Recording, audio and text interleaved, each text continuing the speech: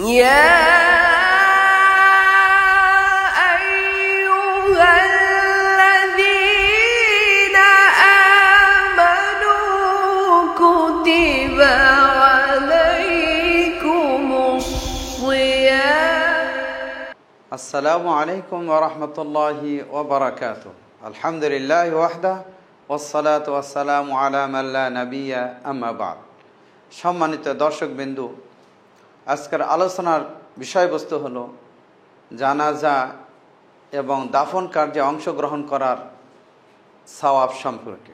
আল্লাহ রাসূল সাল্লাল্লাহু আলাইহি সাল্লাম জানাজা এবং দাফন কার্যে অংশগ্রহণ সম্পর্কে বলেন, মানিত্তাবা জানাজাতা মুসলিমিন, যে ব্যক্তি কোনো মুসলমানের জানাজায় অংশগ্রহণ করলো ঈমানান ওয়া ইহতিসাবান, ঈমান নিয়ে এবং সওয়াবের আশায়, ওয়া কানা মাআহু হাত্তা ইউসাল্লা আলাইহা ওয়া ইয়াফরুগা মিন দাফনিহা ফাইন্নাহু ইয়ারজিউ মিনাল আজরি বিকিরাতাইন, যে ব্যক্তি কোনো মুসলমানদের জানাজায় শরিক হয়ে সেখানে নামাজ পড়লো, জানাজার নামাজে অংশগ্রহণ করলো এবং দাফন পর্যন্ত সে অবস্থান করলো, ফাইন্নাহু ইয়ারজিউ মিনাল আজরি বিকিরাতাইন, তাহলে সে 2 কেরাত সওয়াব নিয়ে সে প্রত্যাবর্তন করল।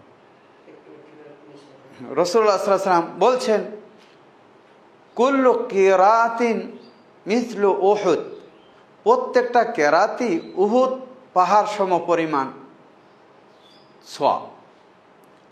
প্রত্যেকটি এক কেরাতের একটি পরিমাণ আল্লাহ রাসূল বলছেন যে একটি উহুদ সম পরিমাণ।